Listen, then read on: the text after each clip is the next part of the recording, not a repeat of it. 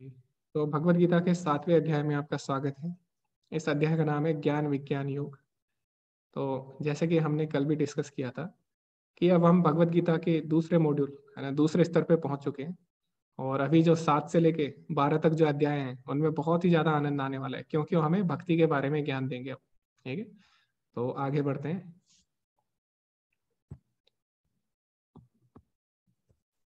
Okay. Shri भगवानुवाच मय्यासक्त मनः पार्थ योगम युञ्जन्मदाश्रयः असंशयं समग्रं माम यथा ज्ञास्यसि तच्छृणु।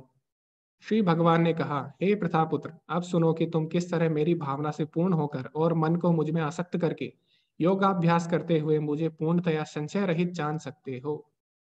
तो प्रभुपाद जी क्या लिखते हैं, भगवत गीता के इस 7वें अध्याय में कृष्ण भावनामृत की प्रकृति का विशद वर्णन हुआ है। कृष्ण समस्त ऐश्वर्य से पूर्ण है और वे इन्हें किस प्रकार प्रकट करते हैं, इसका वर्णन इसमें हुआ है।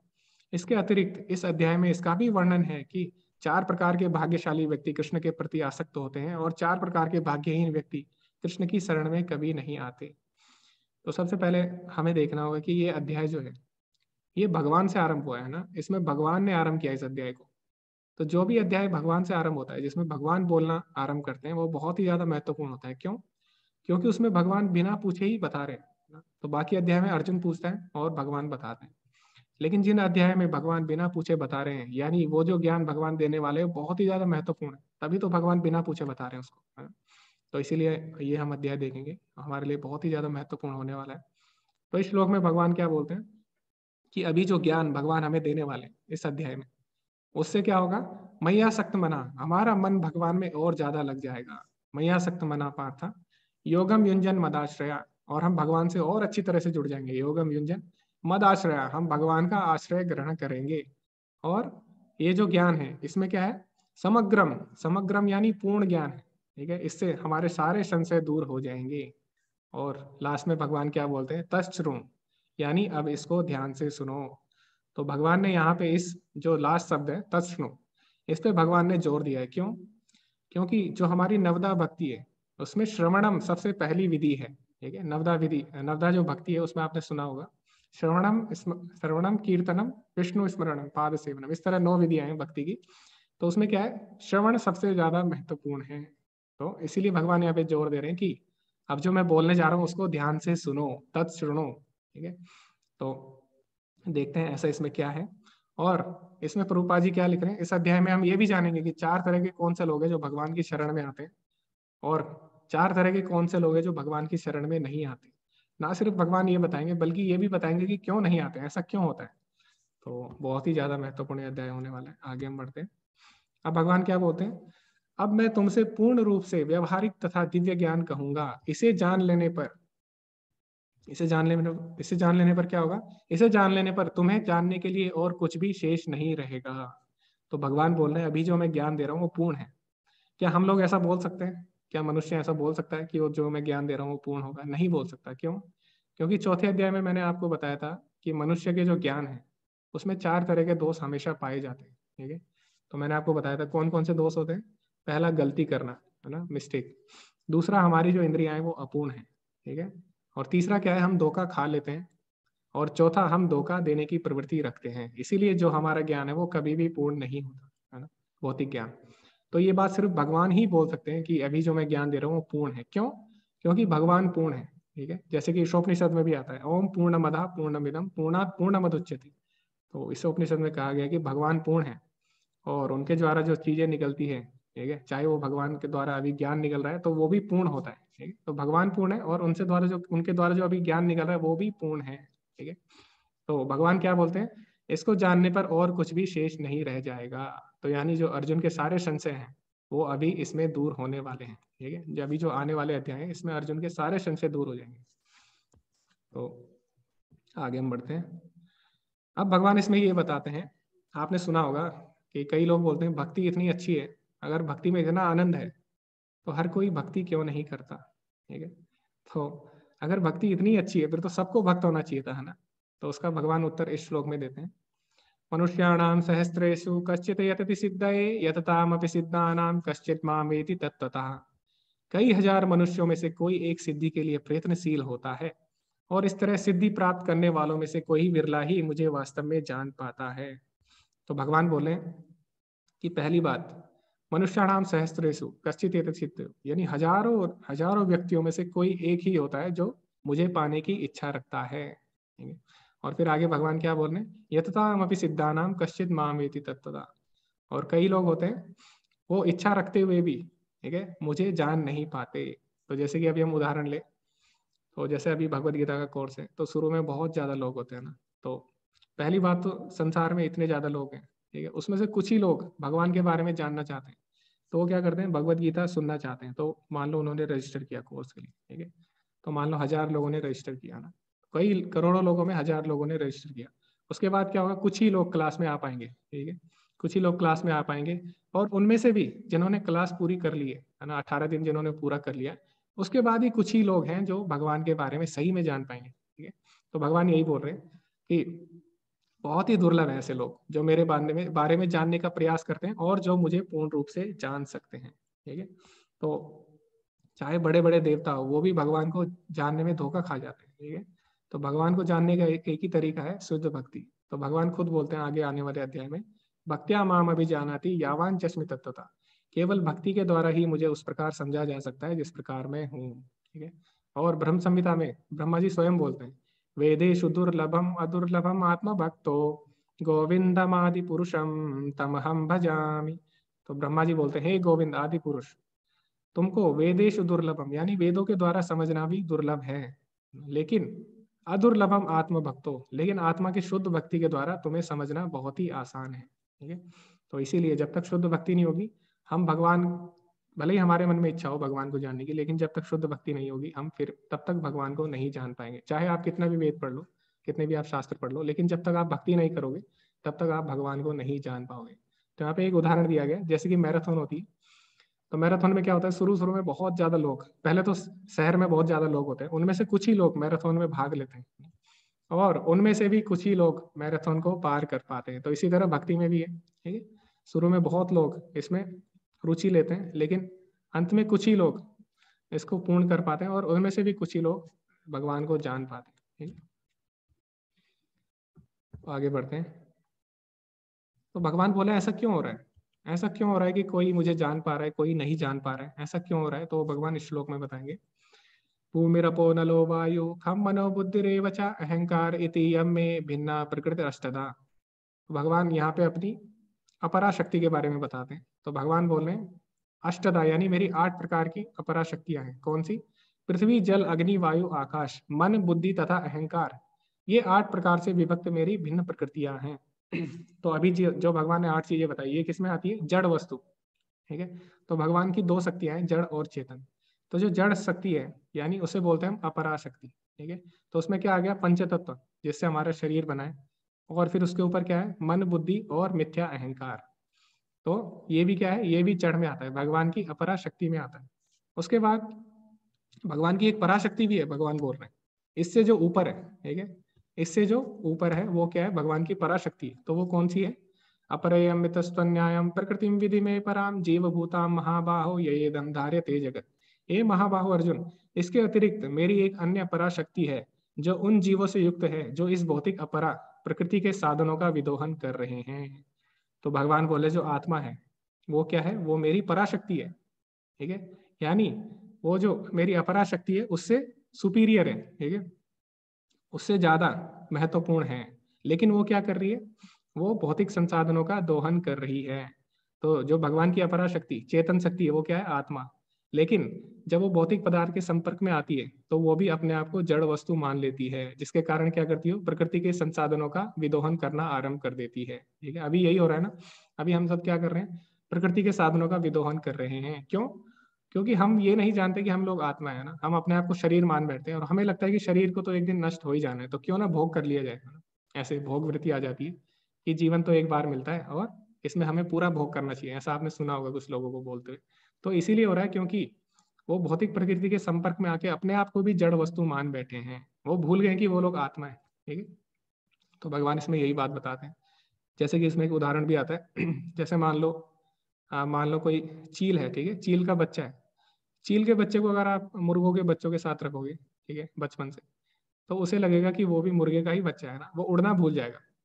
इसी प्रकार हम लोग भी है, हम लोग क्या है, परमात्मा के अंश हैं, आत्मा है हम।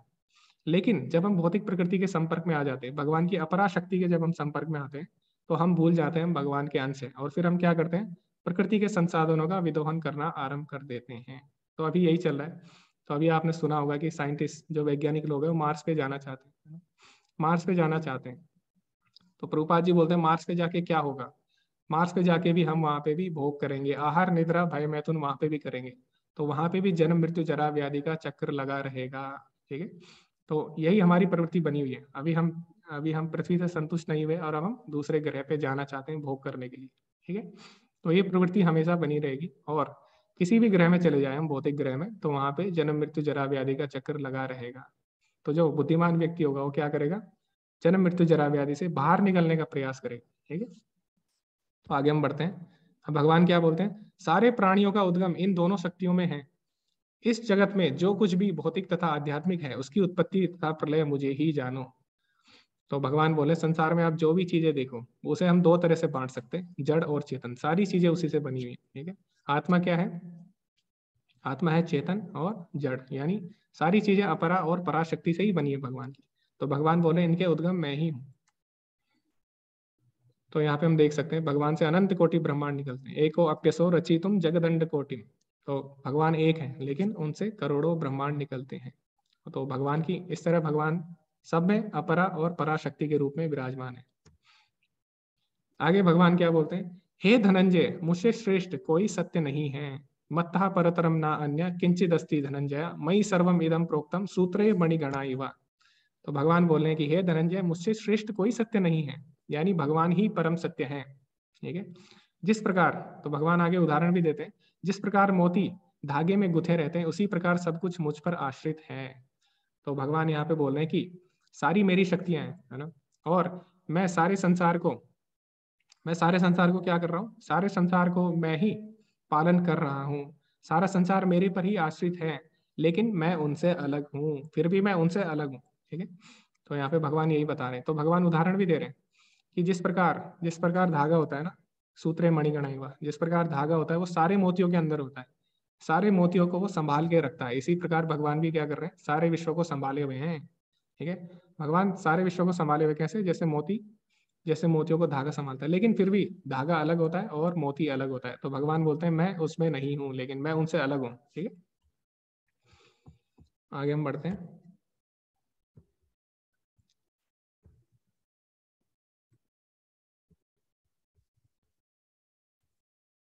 ओके। तो अभी यहाँ पे भगवान ने बताया किस तरह भगवान अव्यक्त रूप में हर जगह व्याप्त है ना, अपनी शक्तियों द्वारा। ठीक है। भगवान हर जगह व्याप्त है।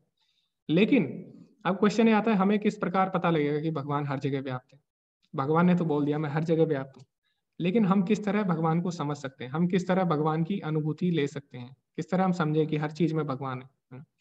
तो यहाँ पे भगवान बताते हैं किस प्रकार हम ये समझ सकते हैं कि कण कण में भगवान विराजमान है परमात्मा रूप में। तो किस तरह हम समझते हैं, रसोहम अप्यस्तु कौन्तेय प्रभास्मे शशि सूर्यो प्रणवः सर्ववेदेषु शब्दः खे पौरुषम दृशु। हे कुंती पुत्र, मैं जल का स्वाद हूँ, सूर्य तथा चंद्रमा का प्रकाश हूँ, वैदिक मंत्रों में ओमकार हूँ, आकाश में ध्वनि हूँ तथा मनुष्य में सामर्थ्य हूँ। तो भगवान बोले अगर तुम्हें जानना है कि हर चीज में मैं हूँ, तो उस चीज में जो विशेष गुण आ रहा है वो किसके कारण है, वो मेरे ही कारण आ रहा है। ठीक है। तो अगर हम लोग देखें वैज्ञानिक दृष्टिकोण से, अगर हम लोग देखें तो सारी चीजें कुछ ही तत्वों से बनी है ना। आपने देखा होगा आवर्त सारणी में तो कुछ ही एलिमेंट है, सारी चीजें उन्हीं से बनी है, लेकिन फिर भी सबके गुण अलग अलग है ना। तो मैं भी उन्हीं भौतिक तत्वों से बनाऊं, है ना, भूमि रपो नलो वायु, जल वायु अग्नि आकाश, इनसे बनाऊं। आप भी उन्हीं तत्वों से बने हैं, लेकिन फिर भी हमारे अंदर अलग अलग गुण हैं। ठीक है। और पानी है वो भी उन्हीं तत्वों से बना है, और ये सारी चीजें उन्हीं तत्वों से बनी है, पंच तत्वों से, लेकिन सबके गुण फिर भी अलग अलग है। तो ऐसा क्यों हो रहा है, तो भगवान उसका उत्तर दे रहे हैं क्योंकि उनमें जो विशेष गुण आता है वही भगवान के कारण आता है। ठीक है। तो इस तरह हम भगवान को समझ सकते हैं। तो भगवान उदाहरण देते हैं किसका, जैसे कि जल है ना, भगवान उदाहरण भी देते हैं जैसे कि जल है, जल की विशेषता क्या है, उसका स्वाद। ठीक है। तो विज्ञान में हमें पढ़ाया जाता है कि जो पानी होता है वो स्वादहीन होता है, गंधहीन होता है, नहीं, ऐसा नहीं होता, पानी का अलग ही स्वाद होता है। ठीक है। तो जब कोई प्यासा होता है और जब कोई आपके घर में आता है प्यासा, तो आप अगर उसे पूछोगे कि आपको क्या चाहिए, तो वो बोलेगा सबसे पहले मुझे आप पानी दीजिए, है ना, सबसे पहले हम पानी पिलाते हैं ना, क्यों, क्योंकि पानी का जो स्वाद है उसे कोई भी पूर्ण नहीं कर सकता, उसे आप कुछ भी पिला दो, लेकिन पानी का जो अलग ही स्वाद है, ठीक है, उसकी पूर्ति कोई नहीं कर सकता। तो भगवान बोल रहे हैं जो जल का विशेष स्वाद हूँ, स्वाद जो है जल का, वो मैं ही हूँ, वो मेरे ही कारण है, ठीक है। तो इस तरह हम भगवान की अनुभूति कर सकते हैं। तो अगली बार आप क्या करना, अगली बार आप जब भी पानी पियोगे, ठीक है, तो जब भी आप पानी पियोगे तो आप भगवान को याद कर सकते हो कि जो पानी में स्वाद आ रहा है वो भगवान के कारण ही है, भगवान इसमें उपस्थित है, ठीक है। और फिर भगवान और भी उदाहरण देते हैं, प्रभास्मी शशि सूर्यो, यानी चंद्रमा, और चंद्रमा का और सूर्य का जो प्रकाश है वो भी मैं ही हूँ। तो सूर्य का और चंद्रमा की विशेषता क्या है, उनका प्रकाश, है ना। तो भगवान बोले उनमें जो विशेष गुण है वो मेरे ही कारण है। इसके बाद जो वैदिक मंत्र हैं उनमें क्या विशेष है, ओमकार। तो भगवान बोले जो वैदिक मंत्रों में ओमकार है वो मैं ही हूँ।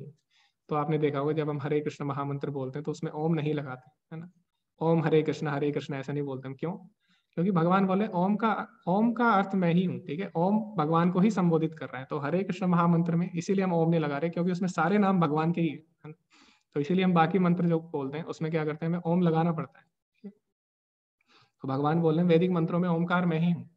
फिर भगवान बोले आकाश में ध्वनि मैं हूँ, और मनुष्यों में जो सामर्थ्य है वो भी मैं ही हूँ, ठीक है। शब्दक है पौरुषम निषु। तो इस प्रकार हम भगवान की अनुभूति कर सकते हैं अलग अलग चीजों में। तो आगे आगे 8 से लेके 11 तक जो श्लोक है आप पढ़ना उनको, विस्तार से आप लोग पढ़ सकते हैं। तो उसमें भगवान अपनी अलग अलग विभूतियां बताते हैं। तो इस प्रकार हम देखेंगे एक एक करके। तो भगवान बोले पानी में क्या हूं मैं, स्वाद। चांद और सूरज में क्या हूं मैं, रोशनी। वैदिक मंत्रों में ओमकार। आकाश में ध्वनि। मनुष्य में सामर्थ्य। पृथ्वी में सुगंध। तो आपने देखा होगा जब पृथ्वी पे बारिश होती है ना, जब बारिश पड़ती है तो उसकी अलग ही सुगंध आती है ना। तो भगवान बोले विशेष जो सुगंध है वो मैं ही हूँ। आग की विशेषता क्या है, उसकी आग की विशेषता है उसकी तपन। तो भगवान बोल रहे हैं वो भी मैं ही हूँ। और आगे भगवान बोले सभी तपस्वियों की तपस्या मैं हूँ। सभी अस्तित्वों में जो मूल बीज है वो मैं हूँ। बुद्धिमान की बुद्धि भी मैं हूँ, और सभी शक्तिशाली पुरुषों में कौशल भी मैं ही हूँ, ठीक है। तो इस तरह हम अलग अलग चीजों में भगवान की अनुभूति कर सकते हैं, उनके अंदर जो विशेष गुण है उनके कारण, ठीक है। ओके। तो आगे भगवान क्या बोले, तुम जान लो कि मेरी शक्ति द्वारा सारे गुण प्रकट होते हैं, चाहे वह सतोगुण हो, रजोगुण हो या तमोगुण हो। एक प्रकार से मैं सब कुछ हूँ, किंतु हूँ स्वतंत्र। प्रकृति, मैं प्रकृति के गुणों के अधीन नहीं हूँ, अपितु वे मेरे अधीन हैं। तो भगवान बोल रहे हैं जो प्रकृति के 3 गुण हैं वो किससे, वो मेरे ही द्वारा उत्पन्न होते हैं, मैं ही उनका सृजन करता हूँ, लेकिन मैं उनके अधीन नहीं हूँ। तो जैसे आप पुस्तक पढ़ते हैं ना, तो पुस्तक अगर आप पढ़ते हैं तो उसमें जो ऑथर होता है ना, जिसने पुस्तक लिखी है, ठीक है, तो जो लेखक होता है वो पुस्तक में नहीं होता, वो पुस्तक के बाहर होता है। तो इसी प्रकार भगवान है, भगवान जो सृष्टि करते हैं लेकिन भगवान सृष्टि में नहीं पड़ते, सृष्टि से भगवान परे हैं, ठीक है। तो जैसे कि मकड़ी एक जाला बनाती है अपना, तो मकड़ी जाला बनाती है तो मकड़ी उसमें घूमती है, लेकिन मकड़ी कभी भी फंसती नहीं है, उससे ऊपर ही रहती है हमेशा, है ना। और मकड़ी क्या करती है, लास्ट में जाले को निगल जाती है ना, आपने देखा होगा। तो इसी प्रकार भगवान क्या करते हैं, भगवान सृष्टि करते हैं माया के 3 गुणों से, उसमें विचरण भी करते हैं भगवान, ठीक है। उसमें भगवान का प्राकट्य होता है और अप्राकट्य लीलाएं करते हैं, लेकिन भगवान उसमें फंसते नहीं हैं, ठीक है। सृष्टि को भगवान बनाते भी हैं, उसको खत्म भी करते हैं, लेकिन उसमें फंसते नहीं है भगवान, ठीक। तो भगवान बोले मैं तीनों गुणों के अधीन नहीं हूँ, उनसे ऊपर हूँ, भले ही वो मैंने बनाए हैं लेकिन मैं उनसे ऊपर हूँ। उसके बाद भगवान बोलते हैं तीनों गुण सतो रजो तमो के द्वारा मोहग्रस्त यह सारा संसार मुझ गुणातीत तथा अविनाशी को नहीं जानता। तो भगवान बोले जो 3 गुणों में फंस गया वो कभी भी मुझे जान नहीं सकता, ठीक है। तो भगवान ने इसका कारण पहले भी बता चुके हैं क्यों नहीं जान सकता, क्योंकि वो जब अपराशक्ति के संपर्क में आती है पराशक्ति, तो अपने आप को भी अपराशक्ति मान बैठती है ना। तो इसीलिए इसीलिए वो भगवान को नहीं जान पाती। लेकिन क्या इसका कोई सोल्यूशन है? तो मैंने जैसे आपको बताया था ना, भगवान पहले बीमारी बताएंगे, उसके बाद भगवान उसका सॉल्यूशन भी देंगे। तो भगवान ने यहाँ पे बता दिया कि 3 गुणों में फंस के हम भगवान को नहीं जान सकते, लेकिन इसका उपाय क्या है, कैसे हम भगवान को जान सकते हैं, ये भगवान बताते हैं अगले श्लोक में, जो कि बहुत ही महत्वपूर्ण श्लोक है इस अध्याय का।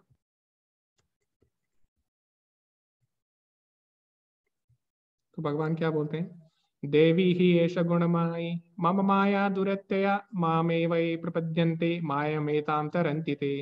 देवी ही एष गुणमायी मम माया दुरत्यया, प्रकृति के 3 गुणों वाली इस मेरी देवी शक्ति को पार करना अत्यंत कठिन है। यहाँ पे भगवान ने बोल दिया कि सारे जीव 3 गुणों में फंसने के कारण मेरे को नहीं जान पाते। और फिर अब भगवान क्या बोल रहे हैं कि प्रकृति के 3 गुणों वाली इस मेरी देवी शक्ति को पार करना दुरत्य यानी बहुत ही ज्यादा कठिन है। लेकिन अब भगवान इसका सॉल्यूशन देंगे क्या, लेकिन इससे बाहर कैसे निकलना है। माम एव ये प्रपद्यन्ते मायामेताम तरन्ति ते, किंतु जो मेरे शरणागत हो जाते हैं वे सरलता से इसे पार कर जाते हैं। तो भगवान ने यहाँ पे इसका हल भी हमें दे दिया कि अगर हमें 3 गुणों से बाहर निकलना है तो भगवान की शरण में आना पड़ेगा, तभी हम 3 गुणों से बाहर निकल सकते हैं। तो ऐसा क्यों होता है कि 3 गुणों से बाहर निकलने के लिए हमें भगवान की शरण में जाना पड़ेगा। क्यों हम अपने आप से बाहर नहीं निकल सकते 3 गुणों से, क्यों हम अपने प्रयासों से 3 गुणों से बाहर नहीं निकल सकते। तो इसका आंसर शायद मंत्रिता को पता होगा, एक बार उनसे पूछता हूँ मैं। जी मंत्रिता, आपको पता है इसका आंसर, क्यों हमें भगवान की शरण में जाना है, क्यों नहीं हम अपनी मर्जी से 3 गुणों से बाहर निकल सकते हैं। हरे कृष्णा।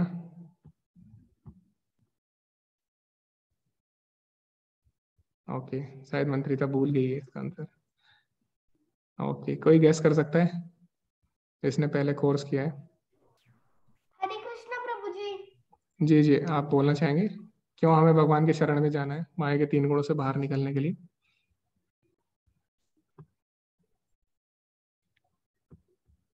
ओके, मंत्रिता को याद नहीं आ रहा है, कोई गैस करना चाहेगा क्यों।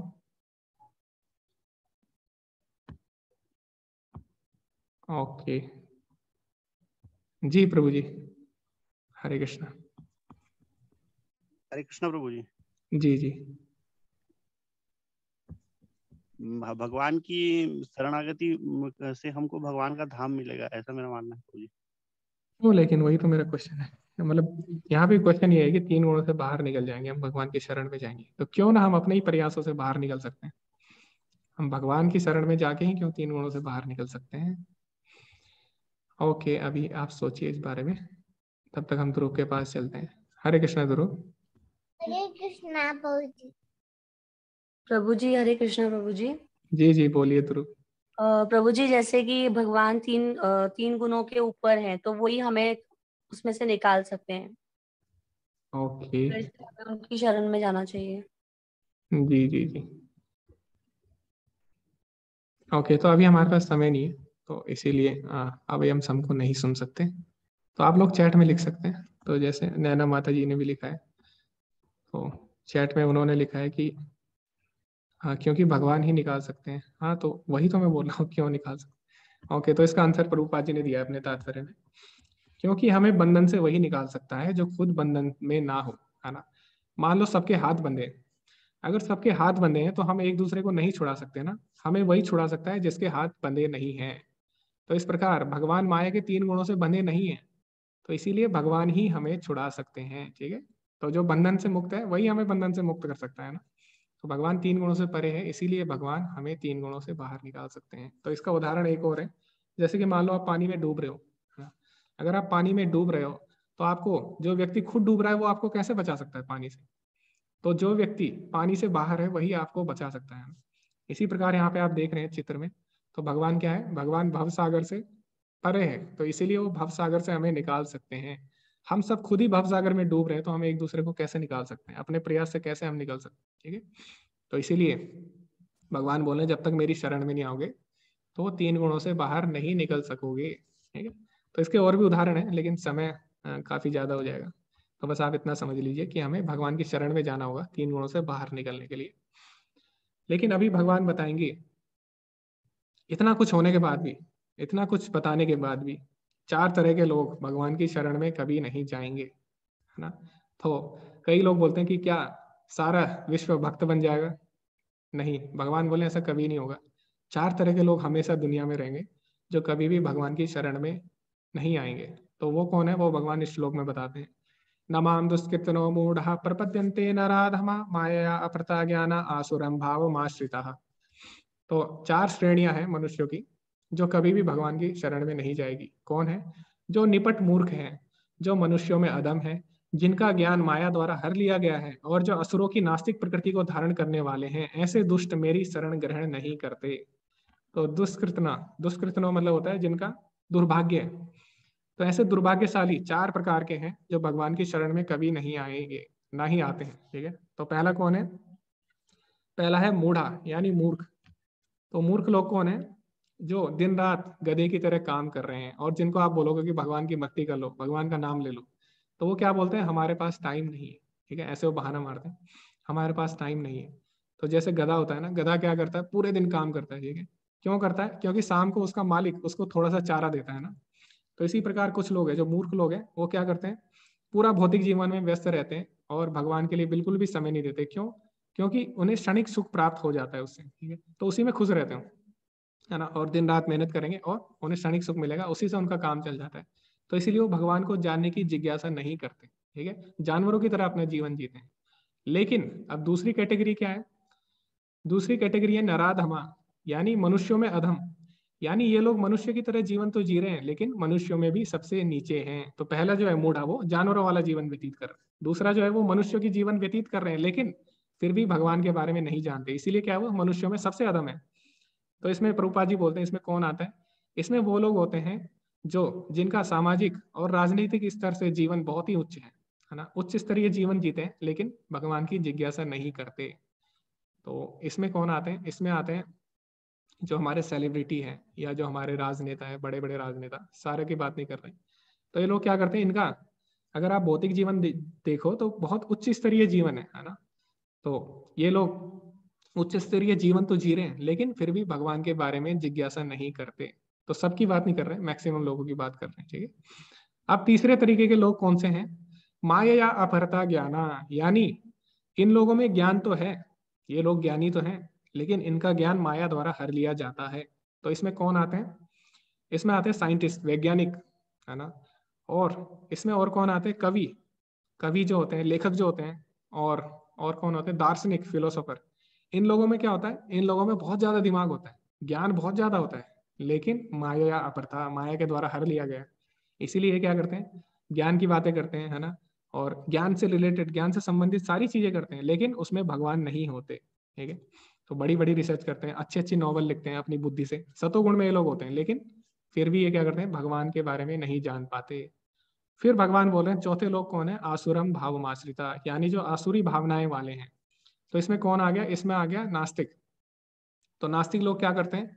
नास्तिक लोग आसुरी प्रवृत्ति के होते हैं। क्यों? या तो भगवान को बिल्कुल नहीं मानते, है ना, तो और या फिर क्या करते हो, या फिर वो अपने आप को ही भगवान मान बैठते हैं। वो बोलते हैं भगवान भगवान कुछ नहीं है, सब भगवान है, मैं भगवान हूँ, तुम भी भगवान हो। ठीक है, इस तरह खुश रहो, जो करना है करो। ठीक है, तो इस तरह क्या होते हैं? आसुरी भाव उनके अंदर होते हैं। जैसे कि हिरण्यकश्यपु है, हिरण्यकश्यपु क्या बोलता था? मैं ही भगवान हूँ, मैं ही हरि हूँ। ठीक है, और हरि वरी कुछ नहीं है, सब मैं ही हूँ। इसी तरह रावण भी बोलता था कि राम राम तो एक साधारण मनुष्य है, भगवान तो मैं हूँ। ठीक है, तो ये आसुरी भाव जिनके अंदर है, वो भी भगवान की शरण में नहीं जाते। तो आप देख लीजिए, रावण को कितना समझाया लोगों ने, सबने समझाया।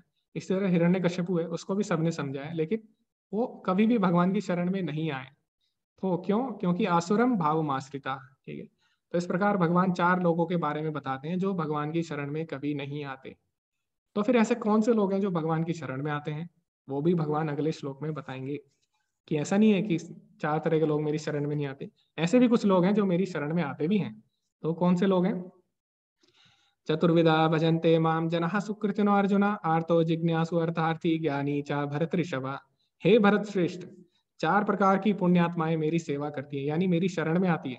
तो पहली कौन है? आर्त, आर्त मतलब जो बहुत दुखी होता है। फिर होता है जिज्ञासु, उसके बाद अर्थार्थी, यानी जिसको भौतिक लाभ चाहिए होता है, और चौथा कौन है? ज्ञानी। ठीक है, तो प्रभुपाद जी क्या लिखते हैं तात्पर्य में? इन लोगों की चार श्रेणियां हैं। वे जो पीड़ित हैं, तो पीड़ित में कौन आते हैं? आर्थ। फिर वे जिन्हें धन की आवश्यकता है, यानी अर्थार्थी, यानी भौतिक लाभ के लिए। फिर होते हैं वे जो जिज्ञासु हैं। तो जिज्ञासु क्या करते हैं? जिज्ञासु सोचते हैं, अरे भगवत गीता के बारे में हमने बहुत सुना है, बहुत लोग इसको कोट भी करते हैं, और बड़े बड़े वैज्ञानिक लोग हैं, बड़े बड़े दार्शनिक लोग हैं, वो भगवत गीता की तारीफ भी करते हैं, लेकिन इस भगवत गीता में ऐसा है क्या? वो जिज्ञासा करते हैं।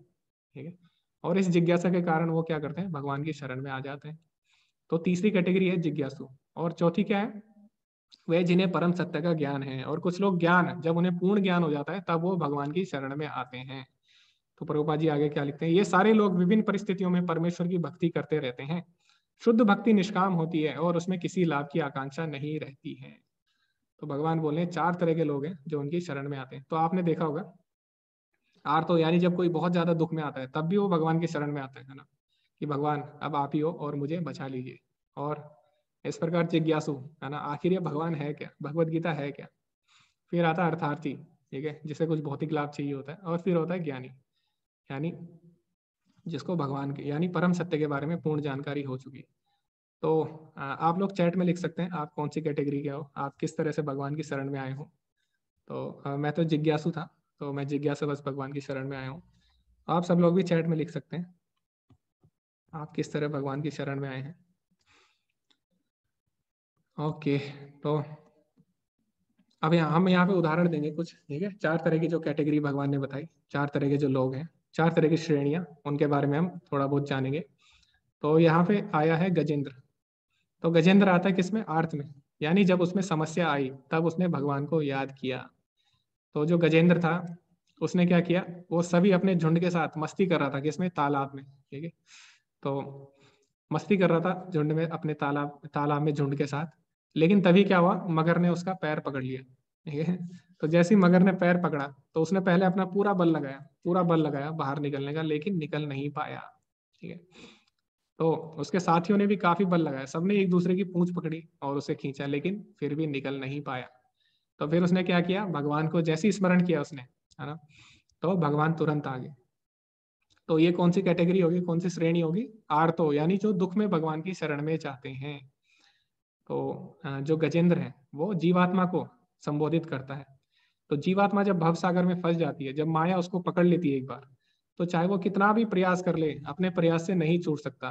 बाकी जीवात्माएं जैसे हाथी हैं, हाथी के मित्र वो बाकी जीवात्माएं कितना भी प्रयास कर ले, वो आपको भव सागर से बाहर नहीं निकाल सकती। तो कब हम भव सागर से निकलेंगे, माम एव प्रपद्यन्ते मायमेताम तरन्ति ते। तो जब तक हम भगवान की शरण में नहीं जाएंगे हम भव सागर से बाहर निकल नहीं पाएंगे, ठीक है। तो इसी प्रकार इसकी उपमा दे रहा हूं मैं, ठीक। और फिर दूसरी कैटेगरी कौन सी है, दूसरी कैटेगरी है मतलब वही कैटेगरी है आर्तो वाली, दुखी वाली। तो उसमें एक और उदाहरण आता है किसका, द्रौपदी का, ठीक है। तो द्रौपदी का जब चीर हरण हुआ तो द्रौपदी ने पहले क्या किया, पूरा अपना प्रयास लगाया, पूरा बल लगाया, है ना। लेकिन फिर भी क्या हुआ, फिर भी वो छुड़ा नहीं पाई अपने आप को, ठीक है। और उसके सामने क्या था, उसके सामने उसके सारे रिश्तेदार थे, ठीक है। सबसे अच्छा धनुर्धर अर्जुन था, सबसे शक्तिशाली भीम था, सबसे नीति धार्मिक युधिष्ठिर थे। इस तरह सब उनके सामने थे, है ना। भीष्म थे, ये द्रोणाचार्य थे। तो सारे सगे संबंधी, सारे शक्तिशाली व्यक्ति उनके पास थे, लेकिन फिर भी वो अपने को बचा नहीं पाई। तो कभी कभी ऐसी परिस्थिति आ जाती है कि हमारे पास सब कुछ होते हुए भी, ठीक है, सब चीज होते हुए भी हम अपने आप को नहीं बचा पाते, ठीक है। तो उस समय जब कुछ भी काम न करे तब हमें क्या करना है, भगवान को स्मरण करना है। तो फिर द्रौपदी ने क्या किया, जब जैसे ही भगवान का स्मरण किया, जब उसने देखा कि अब कुछ नहीं हो सकता, है ना, तो भगवान तुरंत आ गए। भगवान द्वारिका में थे उस समय और भगवान तुरंत वहां पे प्रकट हो गए, ठीक है। तो इस तरह हम देखते हैं कि इस तरह ये लोग दुख में भगवान की शरण में आते हैं। और ऐसी ये भी है जो व्यास देव जी थे, उनकी पत्नी, है ना, वो भी काफी दुख में थी, क्योंकि जो सुखदेव गोस्वामी थे वो पेट में ही थे, है ना, 8 या 9 साल तक वो पेट में ही थे, बाहर नहीं आ रहे थे। तो उन्होंने क्या किया, फिर भगवान को याद किया, ठीक। तो इस तरह ये लोग दुख में भगवान के पास गए। उसके बाद आते हैं जिज्ञासु। तो जिज्ञासु में कौन आता है, जिज्ञासु में आते हैं परीक्षित महाराज। तो परीक्षित महाराज को जब पता लगा 7 दिन में उनकी मृत्यु होने वाली है, तो उन्होंने जिज्ञासा की कि आखिर जीवन का उद्देश्य क्या है और 7 दिन में मुझे क्या करना चाहिए, क्या ऐसा मैं 7 दिन में कर सकता हूँ जिससे मैं परम सत्य को जान पाऊं और इस संसार से मुक्त हो जाऊं। तो उन्होंने क्या किया, जिज्ञासा की। और जिज्ञासावश उन्होंने क्या किया, जिज्ञासावश उन्होंने सुखदेव गोस्वामी से प्रश्न पूछे और इस तरह वो संसार से मुक्त हुए। तो ये थे दूसरी कैटेगरी, जिज्ञासु। उसके बाद आता है अर्थार्थी, जो भौतिक लाभ के लिए भगवान की शरण में जाते हैं। तो इसमें कौन आ गया, इसमें आ गया ध्रुव महाराज, ठीक है। तो ध्रुव महाराज को क्या किया, उनकी जो सौतेली माँ थी उन्होंने उनके साथ दुर्व्यवहार किया, जिसके कारण उनके मन में आया कि मुझे भी ऐसी राज्य चाहिए, अपने पिता जैसा राज्य चाहिए, ठीक है, मैं किसी पे निर्भर नहीं रहूंगा। तो उनकी माता उन्हें बोलती है कि तुम्हें राज्य तो भगवान ही दिला सकते हैं। तो इस तरह क्या करते हैं, भगवान को ढूंढने के लिए वन में भटकते रहते हैं। तो यहाँ पे इनके मन में क्या था, भौतिक लाभ, ठीक है, भौतिक लाभ के लिए भगवान की शरण में जाते हैं। लेकिन भगवान क्या है, भगवान को सब पता होता है। तो भगवान क्या करते हैं, भगवान जब तक हम शुद्ध नहीं हो जाते तब तक हमें कुछ नहीं देते, ठीक है।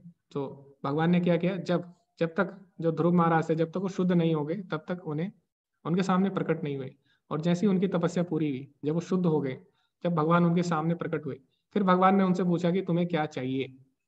तो ध्रुव महाराज बोलते हैं कि हे भगवान, मैं तो आपसे कांच के टुकड़े मांग रहा था, लेकिन मुझे तो साक्षात हीरा मिल गया। ठीक है, यानी उनके मन में जो भी भौतिक इच्छाएं थी वो पूरी खत्म हो जाती है। तो आए भगवान की शरण में भौतिक इच्छा से थे, लेकिन बाद में शुद्ध हो गए थे। इसी तरह कौन है, इसी तरह सुग्रीव। सुग्रीव जब भगवान की शरण में क्यों आए?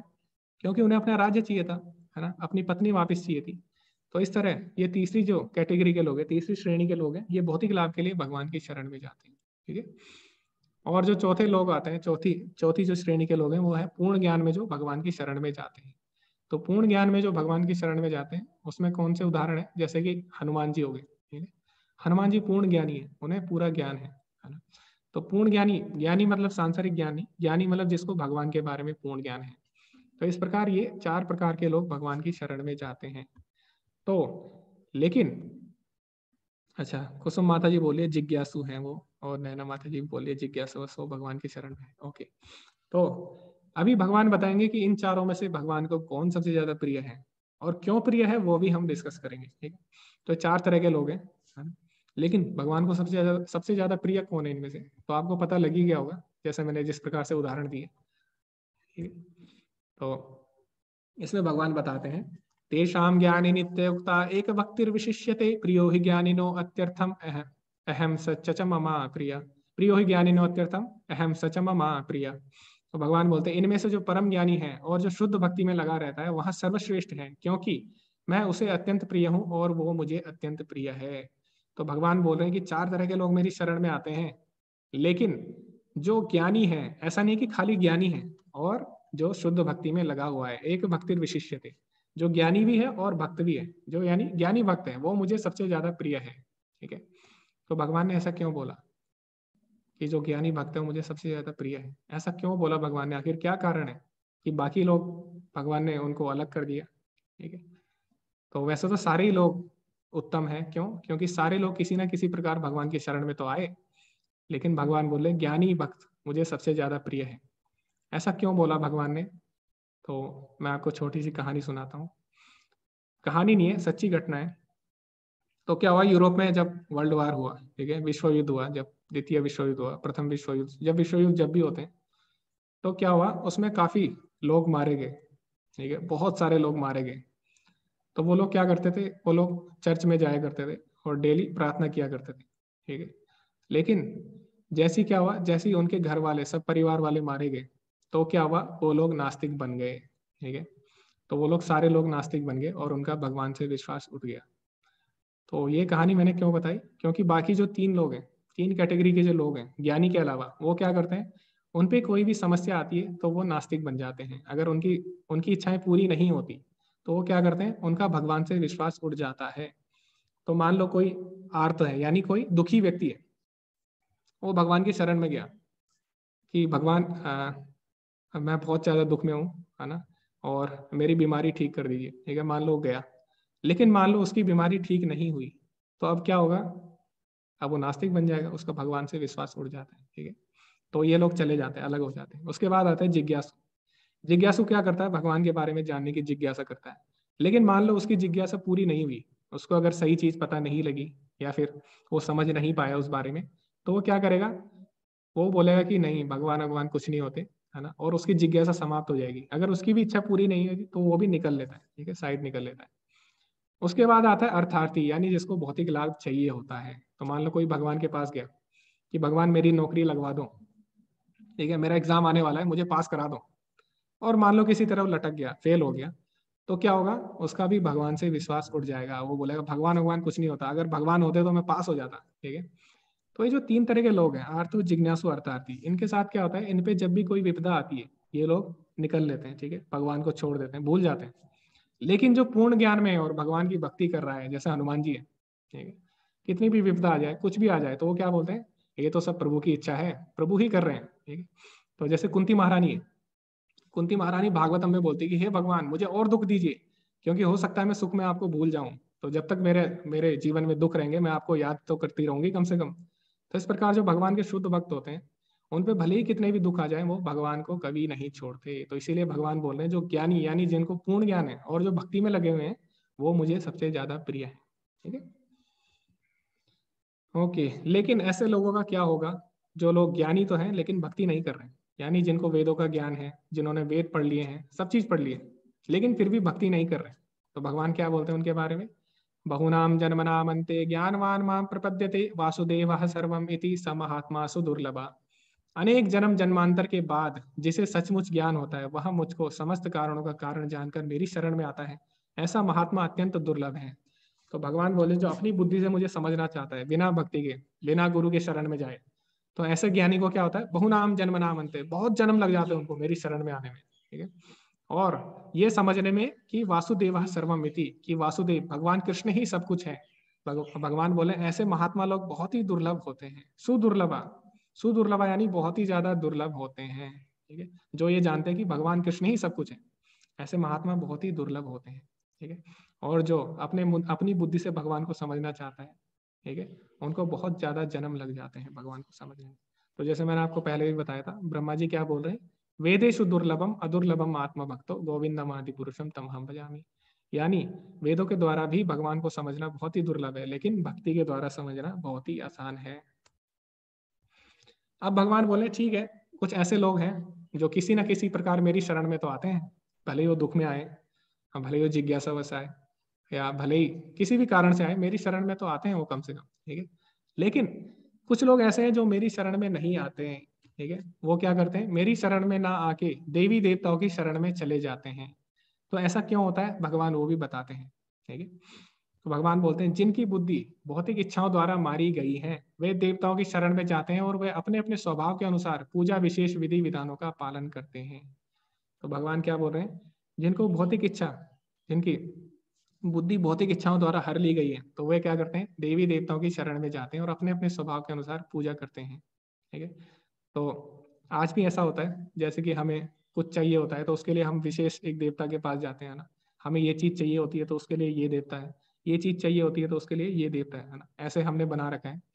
तो भगवान यही बोल रहे हैं कि भौतिक लाभ के लिए लोग क्या करते हैं, डायरेक्ट भगवान की शरण में न जाके देवी देवताओं के पास चले जाते हैं। और भगवान बोले उनसे जो लाभ मिलते हैं वो भी क्षणिक होते हैं, आगे भगवान बताएंगे। ठीक है, तो भगवान क्या बोलते हैं, मैं प्रत्येक जीव के हृदय में परमात्मा रूप में स्थित हूँ। जैसे ही कोई किसी देवता की पूजा करने की इच्छा करता है, मैं उसकी श्रद्धा को स्थिर रखता हूँ जिससे वह उसी विशेष देवता की भक्ति कर सके।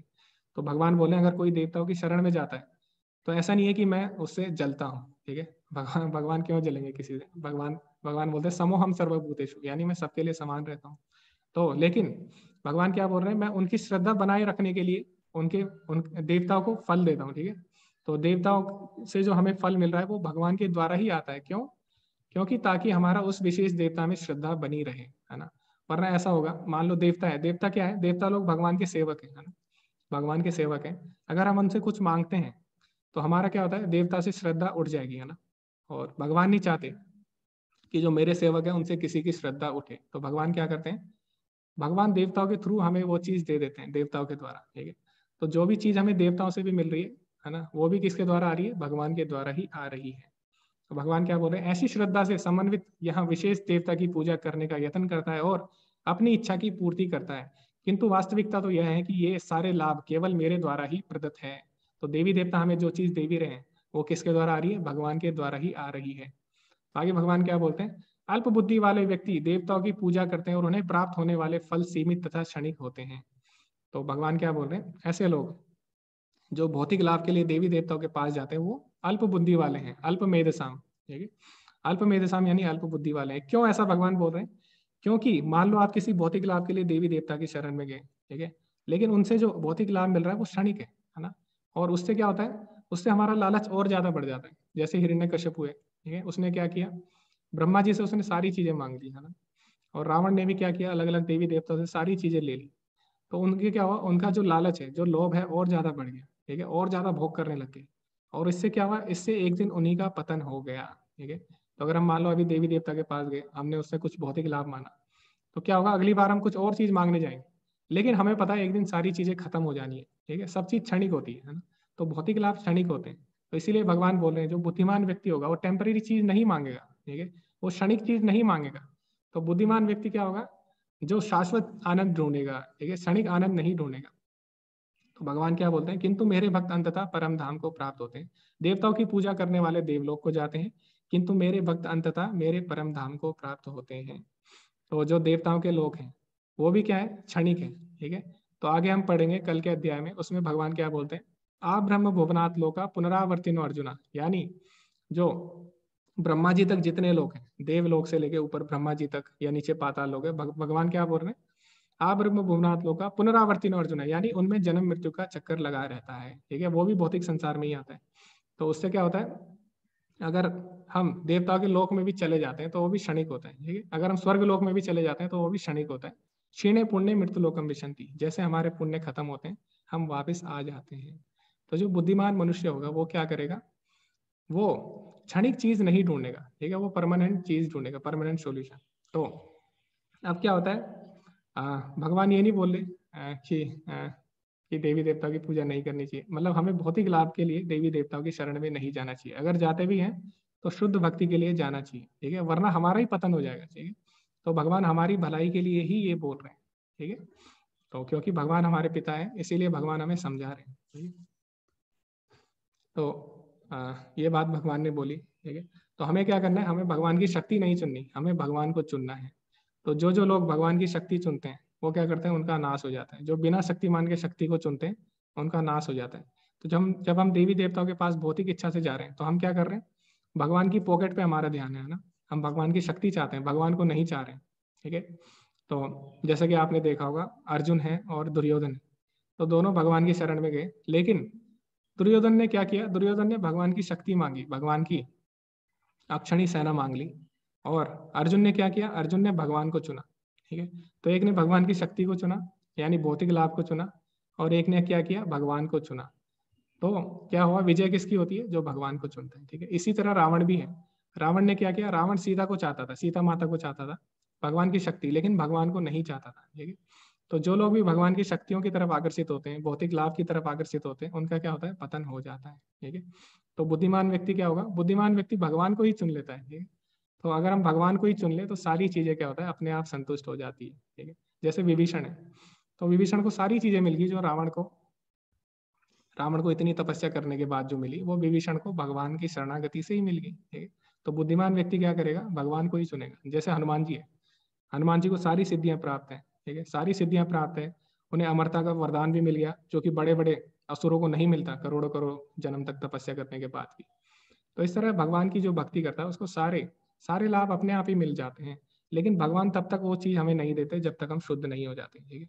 जैसे कि पिता होता है ना, तो पिता होगा वो कभी भी आपको गलत चीज नहीं देगा, है ना, चाहे आप कितना भी प्रयास करो। इसी प्रकार भगवान क्या है, भगवान हमारी भलाई के लिए वही चीज देते हैं जो हमारे लिए सही होती है, ठीक है।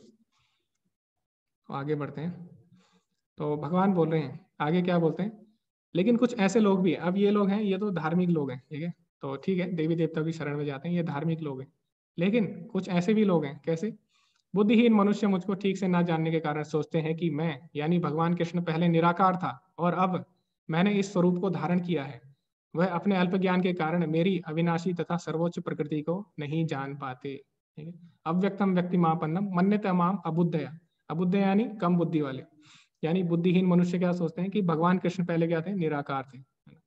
अब ये जो पहले वाले लोग थे वो क्या करते हैं, देवी देवताओं की शरण में जा रहे हैं भौतिक लाभ के लिए। अब जो दूसरी कैटेगरी के लोग हैं वो भगवान की शरण में तो जा रहे हैं, लेकिन भगवान को गलत समझ बैठते हैं। वो समझ बैठते हैं कि भगवान निराकार है, ठीक है, भगवान का कोई स्वरूप नहीं है, भगवान का नाम गुण लीलाएं कुछ नहीं है। और इस तरह भगवान क्या बोल रहे हैं, अल्प ज्ञान के कारण वो मेरी प्रकृति को नहीं समझ पाते, ठीक है। तो भगवान क्या बोले, ऐसे मूर्खों तथा अल्पज्ञों के लिए मैं कभी भी प्रकट नहीं हूँ, उनके लिए तो मैं अपनी अतरंगा शक्ति द्वारा आच्छादित रहता हूँ, अतः वे यह नहीं जान पाते कि मैं अजन्मा तथा अविनाशी हूँ। तो भगवान बोले जो ऐसे लोग हैं भगवान को जो निराकार मानते हैं, भगवान क्या करते हैं, चाहे वो कितना भी प्रयास कर ले, अब निराकारवादी है वो भी भगवान को मान रहे हैं, वो भी सुबह उठते हैं भगवान के लिए तपस्या करते हैं, है ना, निराकार रूप पे ध्यान करते हैं, लेकिन भगवान क्या बोल रहे हैं, उनके लिए मैं कभी भी प्रकट नहीं होता, चाहे वो कितना भी प्रयास कर ले। क्यों, क्योंकि वो भगवान को निराकार मानते हैं। तो भगवान क्या बोलते हैं, ये यथा माम प्रपद्यन्ते ताम सतैव भजाम्यहम्, यानी जो जिस प्रकार मेरी शरण में आता है उसी प्रकार मैं उसको उसके साथ आदान प्रदान करता हूँ, वही भाव। तो जो निराकारवादी होता है वो भगवान को निराकार मानता है, ठीक है। तो भगवान उसके सामने कभी भी प्रकट नहीं होते, ठीक है। वो भगवान को लाइट की तरह ही देखता है, प्रकाश की तरह ही देखता है, ठीक है। आगे भगवान क्या बोलते हैं, हे अर्जुन, श्री भगवान होने के नाते मैं जो कुछ भूतकाल में घटित हो चुका है, जो वर्तमान में घटित हो रहा है और जो आगे होने वाला है, वह सब कुछ जानता हूँ। मैं समस्त जीवों को भी जानता हूँ, किंतु कोई मुझे नहीं जानता। तो भगवान बोले मैं सबको जानता हूँ, ठीक है, जितने भी अभी मैंने बताए लोग सबको मैं जानता हूँ, लेकिन इनमें से कोई भी मुझे नहीं जानता है, ठीक है। तो भगवान क्या है, भगवान सबके हृदय में है, परमात्मा रूप में, है ना। सर्वस्य चाहम हृदय सन्निविष्टो, तो भगवान सबके हृदय में विराजमान है। तो भगवान इन सब के बारे में जानते हैं, लेकिन ये लोग क्या है, ये लोग भगवान के बारे में पूरी तरह से नहीं जान पाते, ठीक है। तो भगवान इसमें ये बताते हैं। तो आगे हम बढ़ेंगे। तो फिर ऐसे कौन लोग होते हैं जो भगवान की भक्ति में दृढ़ होते हैं। ये तो हमने बता दिया कि जो लोग भगवान को सही से नहीं जान पाते। तो ऐसे कौन लोग हैं जो भगवान को सही से जान पाते हैं, तो वो भगवान इस श्लोक में बताते हैं। ये शाम तो अंतगता पापम जनानां पुण्य कर्मणाम ते द्वंद्व मोह निर्मुक्ता भजन्ते मां दृढ़ाव्रता। जिन मनुष्यों ने पूर्व जन्मों में तथा इस जन्म में पुण्य कर्म किए हैं और जिनके पाप कर्मों का पूर्णतः उच्छेदन हो चुका है, वे मोह के द्वंद्वों से मुक्त हो जाते हैं और वे संकल्प पूर्व मेरी सेवा में तत्पर होते हैं। तो भगवान बोले कौन लोग मेरी भक्ति में जुड़ पाते हैं, जिनके पाप कर्म नष्ट हो चुके हैं। और पाप कर्म नष्ट कैसे होते हैं, जब तक हम भगवान की शरण में नहीं जाते। तो यहाँ पे जो पुण्य कर्म की बात हो रही है, यानी जो पुण्य कर्म करता है, यहाँ पे भक्ति उन्मुख पुण्य कर्म की बात हो रही है, जैसे कि वैष्णव सेवा करना, ठीक है, और भगवान के लिए सेवा करना, है ना। तो ये होते हैं भक्ति उन्मुख पुण्य कर्म। तो इनके द्वारा क्या होता है, जब हम भक्ति उन्मुख पुण्य कर्म करते हैं, जैसे वैष्णव सेवा हो गया, ठीक है, और मंदिर में कोई सेवा या कोई भी भगवान से संबंधित सेवा, उसे हम बोलते हैं भक्ति उन्मुख पुण्य कर्म। तो जब हम वो करते हैं तो उससे क्या होता है, हमारे पापों का नाश हो जाता है, ठीक है। और जब हमारे पापों का नाश हो जाता है तो क्या होता है, द्वंद्व मोह निर्मुक्ता। तो जो संसार के द्वंद्व है, हम उससे ऊपर उठ जाते हैं, ठीक है। और जब हम संसार के द्वंद्व यानी सुख दुख, सर्दी गर्मी, मान अपमान, यश अपयश, इससे जब हम ऊपर उठ जाते हैं, तो उसके बाद क्या होता है, भजन्ते माम दृढ़ाव्रता। तो भगवान बोलते हैं ऐसे लोग मेरी भक्ति में जुड़ जाते हैं, दृढ़ाव्रत यानी बिल्कुल दृढ़ हो जाते हैं, तत्पर हो जाते हैं, ठीक है। तो ये भगवान ने बता दिया। अब आगे भगवान क्या बोलते हैं, साधि भूतादि देवम माम साधि यज्ञम च ये विदु प्रणय काले अपि च माम ते विदुर्युक्त चेतसा। जो मुझ परमेश्वर को मेरी पूर्ण चेतना में रहकर मुझे जगत का, देवताओं का तथा समस्त यज्ञ विधियों का नियामक जानते हैं, वे अपनी मृत्यु के समय भी मुझ भगवान को जान और समझ सकते हैं। तो भगवान यहाँ पे अंतकाल के बारे में बता रहे हैं कि अंतकाल में क्या होता है। तो अभी जो कल का अध्याय है, 8वां अध्याय, वो पूरा अंतकाल के ऊपर ही है कि अंतकाल में हमें कैसी तैयारी करनी चाहिए, ठीक है। तो भगवत गीता ना सिर्फ हमें ये बताती है कि जीवन कैसे जीना है ना। कई लोग बोलते हैं कि भगवत गीता हमें जीवन जीना सिखाती है, हाँ वो बात सही है, लेकिन भगवत गीता हमें ये भी बताती है कि कैसे मरना है, ठीक है, यानी अपना शरीर कैसे त्यागना है। तो भगवत गीता हमें सिखाती है हाउ टू लिव, यानी कैसे जिए, और हाउ टू लीव यानी कैसे इस शरीर को छोड़े। तो कल का जो अध्याय है वो बहुत ही महत्वपूर्ण होने वाला है, क्योंकि उसमें हम समझेंगे कि हम शरीर को कैसे त्याग सकते हैं, ठीक है, कैसे हम भगवान की चेतना में रहते हुए शरीर को त्याग सकते हैं और उसका क्या लाभ होगा, वो भी हम कल के अध्याय में पढ़ेंगे। तो इसमें भगवान ने थोड़ा सा हिंट दे दिया कल के अध्याय का। ओके, तो इस अध्याय के अंत में प्रभुपाद जी क्या लिखते हैं, यह 7वां अध्याय विशेष रूप से बताता है कि कोई किस प्रकार से पूर्णतः कृष्ण भावनाभावित हो सकता है। कृष्ण भावना का शुभारंभ ऐसे व्यक्तियों से सानिध्य से होता है जो कृष्ण भावना भावित होते हैं। तो जब तक आप शुद्ध भक्त के संपर्क में नहीं आते, तब तक क्या होता है, तब तक हम भगवान को सही से नहीं समझ सकते, है ना। भक्त्या माम अभिजानाति, केवल भक्ति के द्वारा ही भगवान को समझ सकते हैं। ऐसा सानिध्य आध्यात्मिक होता है और इससे मनुष्य प्रत्यक्ष भगवान के संपर्क में आता है और भगवत कृपा से वहां कृष्ण को भगवान समझ सकता है। साथ ही वहां जीव के वास्तविक स्वरूप को समझ सकता है और यह समझ सकता है कि किस प्रकार कृष्ण को भुलाने से वहां प्रकृति के नियमों के द्वारा बंधा हुआ है, ठीक है। तो सेवा करना हमारा स्वभाव है, जीवात्मा का स्वभाव ही है सेवा करना, है ना। जीवेर स्वरूप होए कृष्णेर नित्यदासा। लेकिन जब हम भौतिक प्रकृति के संपर्क में आते हैं तो हम क्या करते हैं, हम माया की सेवा करने लग जाते हैं, हम माया के दास बन जाते हैं, ठीक है। तो हमारे पास हमेशा चॉइस रहती है कि या तो हम भगवान के दास बने या तो माया के दास बने, ठीक है। वह यह भी समझ सकता है कि यह मनुष्य जीवन कृष्ण भावनामृत को पुनः प्राप्त करने के लिए मिला है, अतः इसका सदुपयोग परमेश्वर की अहेतु की कृपा प्राप्त करने के लिए करना चाहिए। तो हमें भगवान की भक्ति कैसे करनी चाहिए, अहेतु की यानी बिना कारण के, जिसमें कोई हेतु ना हो, ठीक है। तो ये हमने इस अध्याय से सीखा कि हमें क्या करना है, भगवान की भक्ति अहेतु की यानी बिना बिना किसी हेतु, बिना किसी भौतिक इच्छा के करनी चाहिए।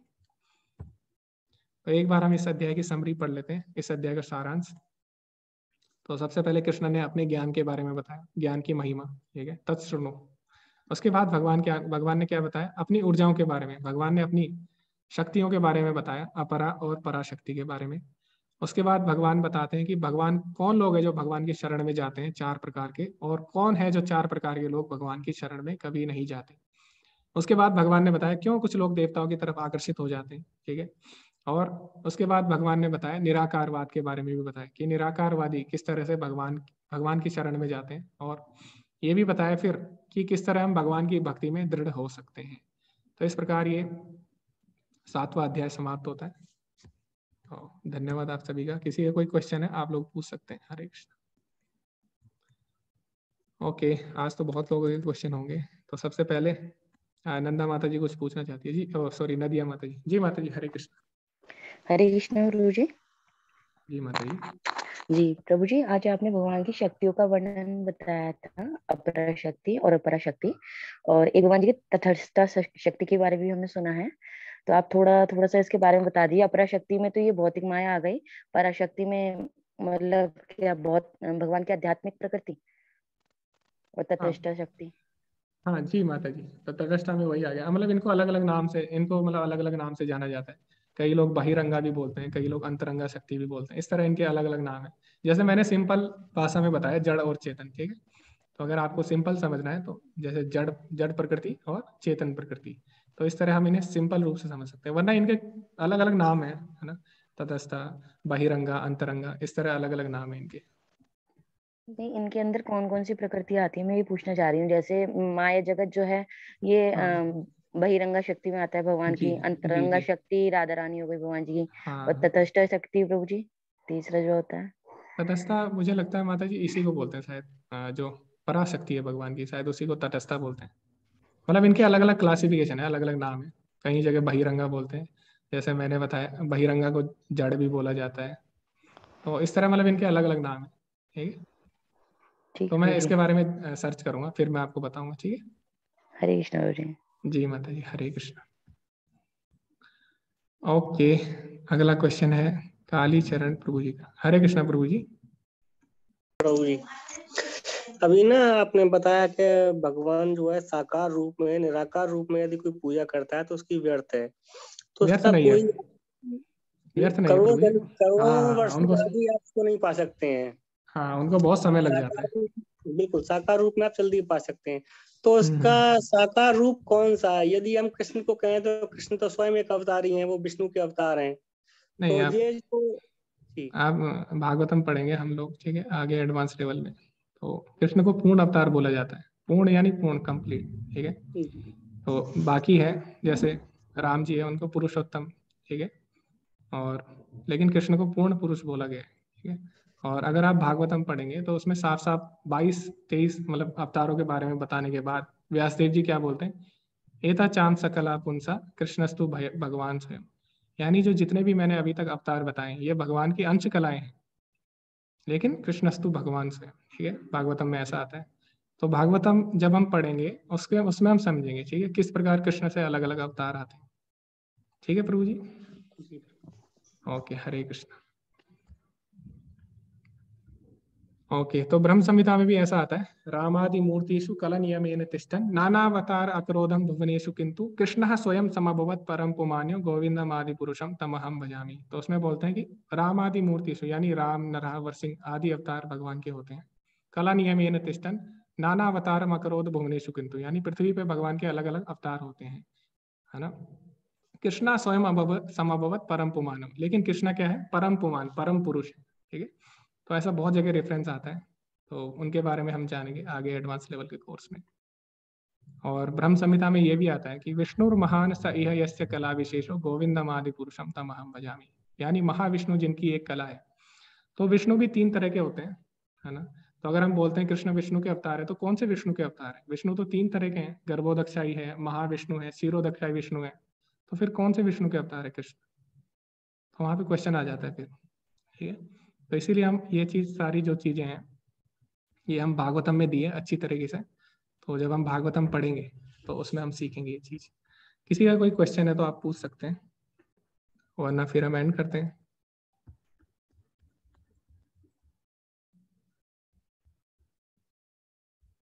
ओके, ईमेल आईडी, चैट में भी कुछ क्वेश्चन आए। माँ अम्बे की पूजा करती हूँ तो क्या सही है? जी, क्यों नहीं सही है।